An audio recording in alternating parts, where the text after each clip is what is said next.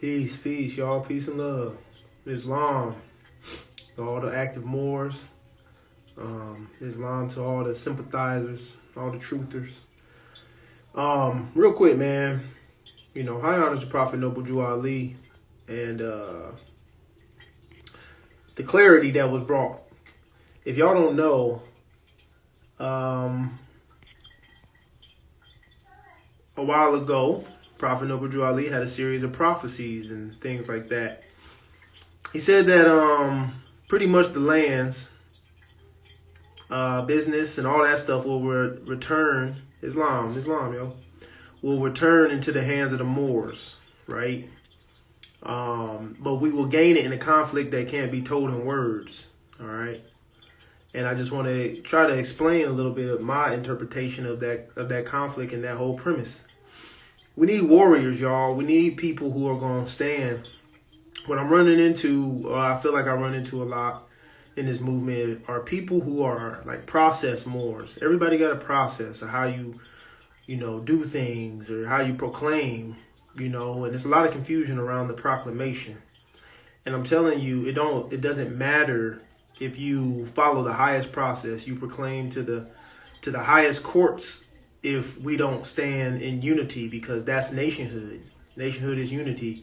If you're the only guy out here proclaim properly, or you think it is about, we ain't able to unify because people aren't proclaiming properly or whatever, I think that's fallacy. Just for the fact that, once we proclaim it, we start getting things, then what?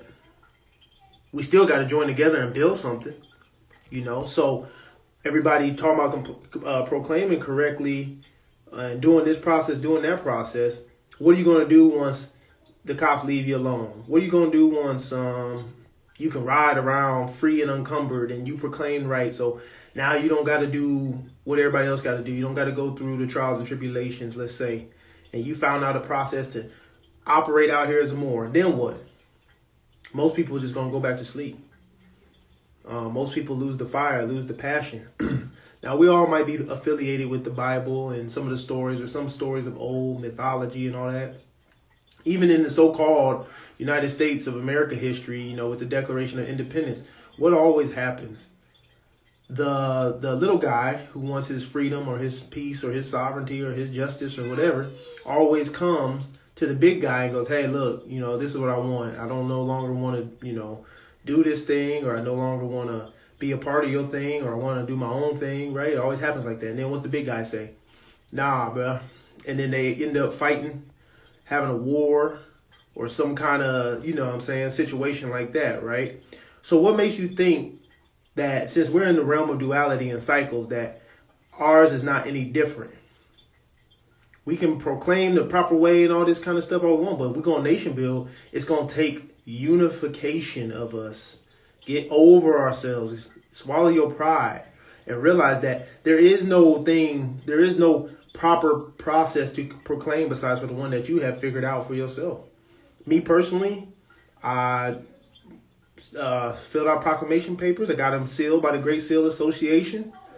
I then sent them off to the department of heads, the state department heads, like Secretary of State, Department of Justice, Department of Homeland Security, Department of the Interior, So I did that, and I notified them to my status and who I am, and that I'm correcting it. Supreme Court, you dig what I'm saying? After that, and I got the certified mailing receipts and all that kind of stuff, it's kind of like you got to just be who you are.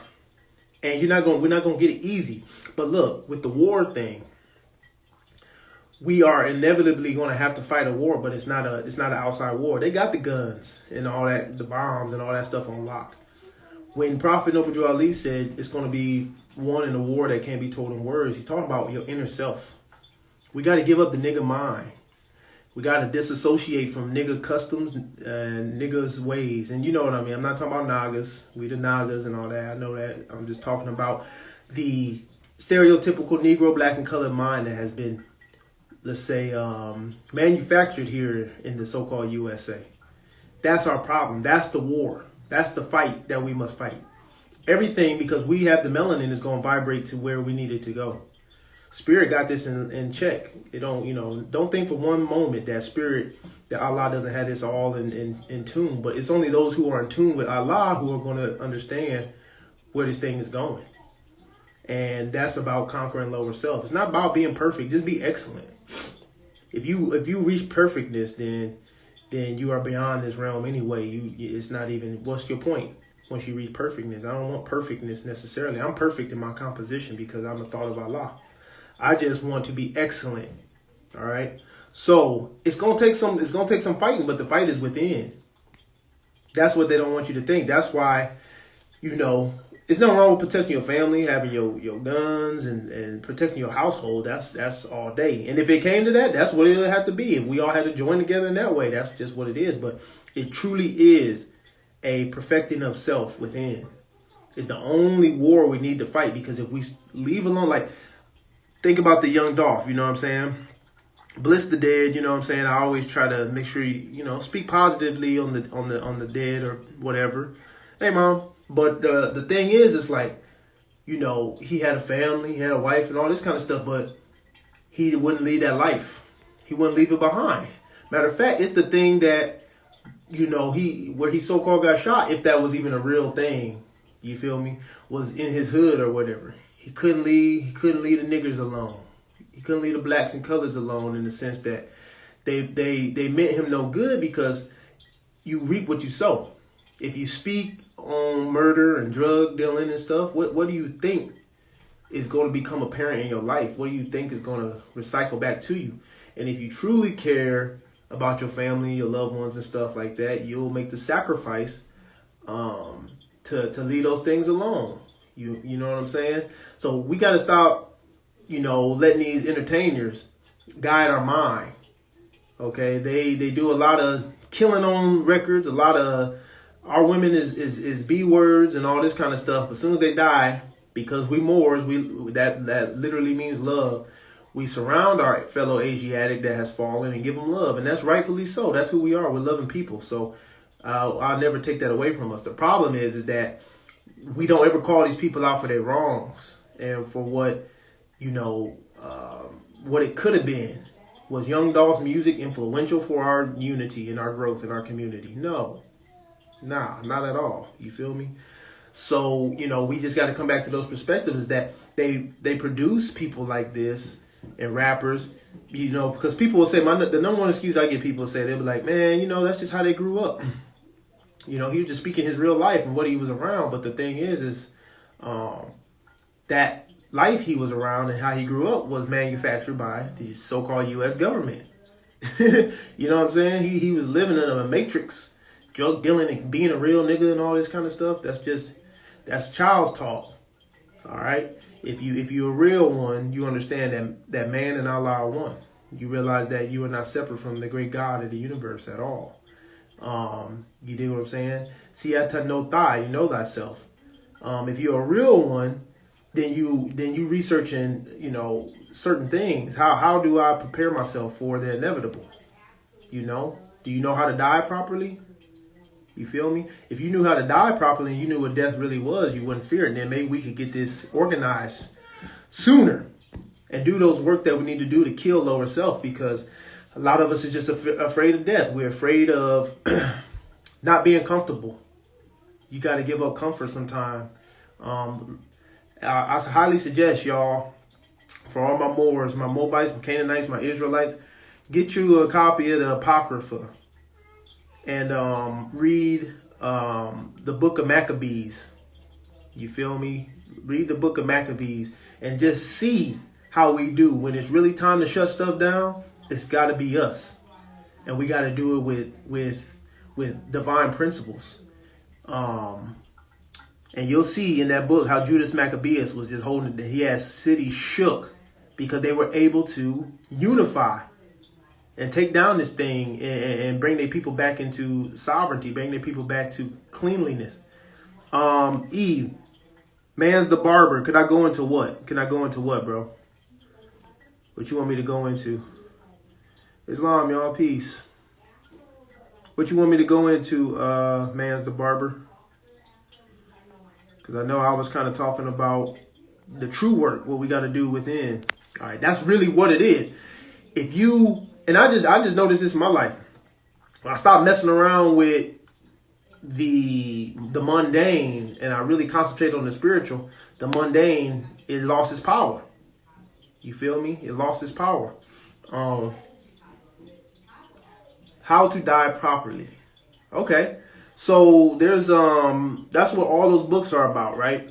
The Egyptian book of Coming Forth by Day. Right? Are y'all familiar?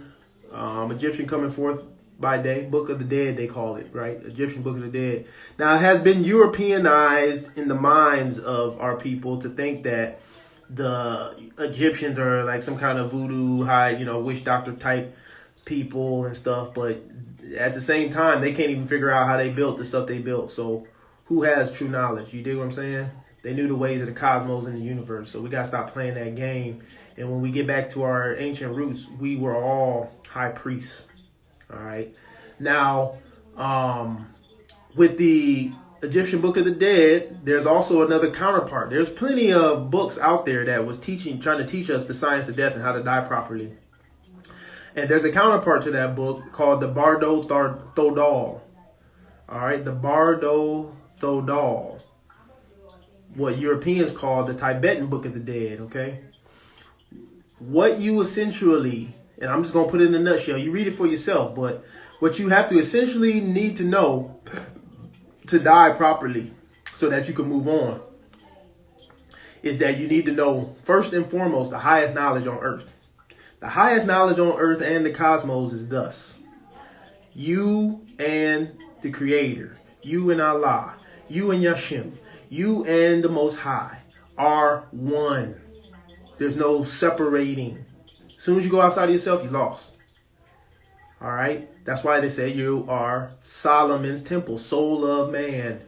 The Most High live within you. All right? The darkness, the dark matter. Okay? If you took every molecule of the human composition and every atom and closed up the space of the electrons and the protons and brought them all together so that it's all packed tight, each one of us would be able to fit on the head of a pin. You say, how? I weigh 200 and some pounds. You're mostly dark matter. You're things that cannot be seen. You're really the spaces in between more than you are the physical matter and composition. An atom, right? If you made it the size of a tennis ball, and then you got the electrons going around it, if you made the nucleus of that atom, that proton, the size of a tennis ball, the electrons equivalently will be 2 miles away, and they will be the size of a grain of sand. That's how much space is between the middle of an atom and the electron that spins around the nucleus.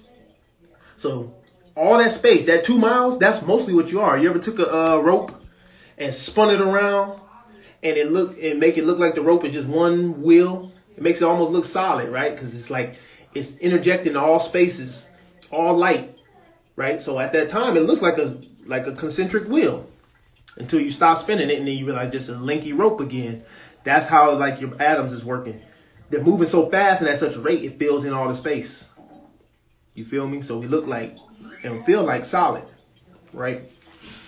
Now, understanding that we are one, that we're that dark matter, that we're that melanin, that Allah and us is one, is the first key to dying properly.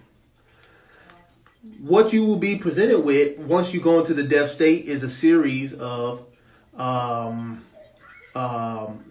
mental projections that were derived from your own karma. Okay? And that's one of the next quintessential understandings you must have. Because when you pass, you got to see, you got to realize that everything that's presented to you after, and when you start going into that initial phase of the so-called death, is pretty much from your own mental projection. It's from your own mind. If you realize that that's just projections from your own mind, the fears and the whatever may present itself, depending on who you were. Because if you were a particularly violent type of person in life, you're going to be presented with a lot of, let's just say, violent apparitions. You're going to be presented with the like mindset, that you created for yourself on earth. This is why we talk about, living good and all that kind of stuff and trying to be pure. Because anything outside yourself that's not pure, you're just a reflection of it. Okay? If you listen to that young Dolph, there's the young Dolph energies in you, so to say. If you listen to it consistently and that's your thing, that's what's in you. What you're trying to do is rid it out. That's why people so-called go into monkhood or priesthood, to get away from all the outside things, because the outside things are a projection of what's inside. If you cut the outside atrocities off, you kill the ones that are inside, and it goes vice versa. Okay, so we're trying to kill those lower state demons. It's all we are composed of is demons and priests. Priest entities, angels, whatever you want to call them, so-called, are our higher self thoughts. The young Dolph music and stuff, we get into that sometime or whatever, but really at the end of the day, you don't want to consume that too much, because it enlivens the demons type of states that are within you. And I don't even really like using the word demons, because there's a whole nother science on that, but I'm just using that as like what we think of as our negative aspects, right? So you enliven those things. It's showing you. That's why, like, also I'll talk about the vegan thing, how to die properly. We get wrapped up into like the vegan thing. There's nothing wrong with so-called vegan, but what does that word mean? Anybody ever researched? Do you see where that comes from? All right. There's a proper way to do the vegan thing so that you can rid yourself of these things, so your mental projections when you die are more pure, more clean, right? And so you can stop fearing death.